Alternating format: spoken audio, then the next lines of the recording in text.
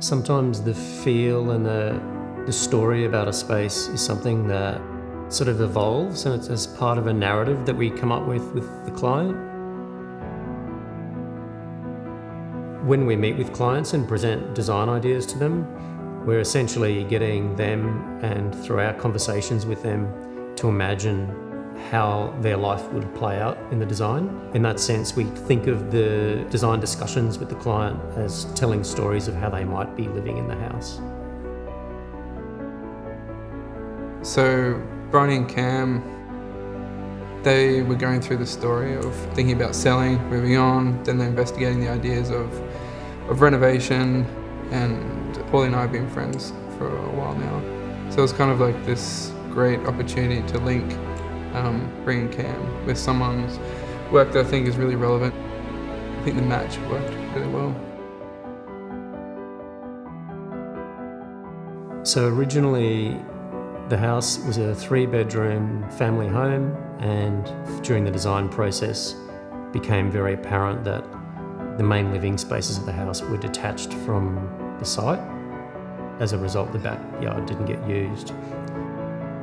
Now, the primary thing that's occurred is that the living spaces have been reprogrammed, whereby the main cooking and eating and living spaces are now on the ground in the backyard.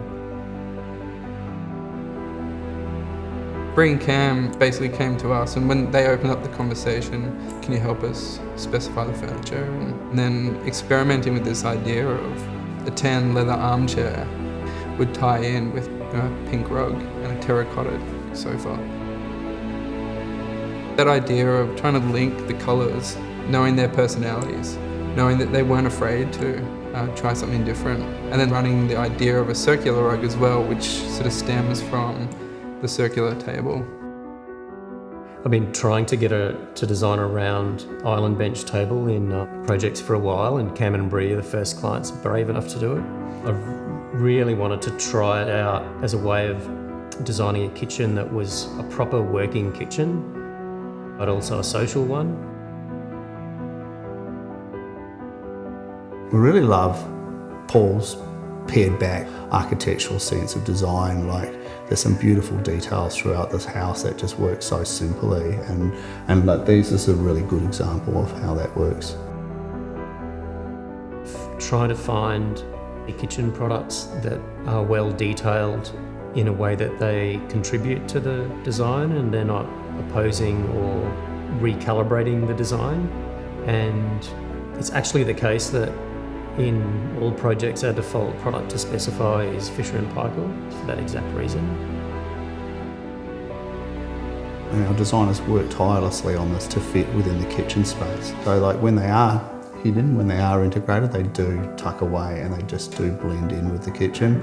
But when they are on show, they really do look the part.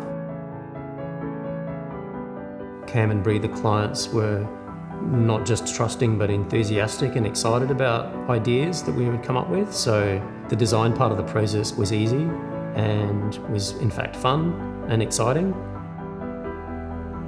People lament over small junctions and surfaces for hours and days on end, where it sort of then becomes like this sort of lost sort of detail that people use day to day and they don't really give it any more thought. But coming up with that, someone spent time and effort and only wanted the best out of that detail, which would then better someone's life. And it was lovely to see and be able to witness both before and after. And then witness the happiness that comes out of a space that is designed so well.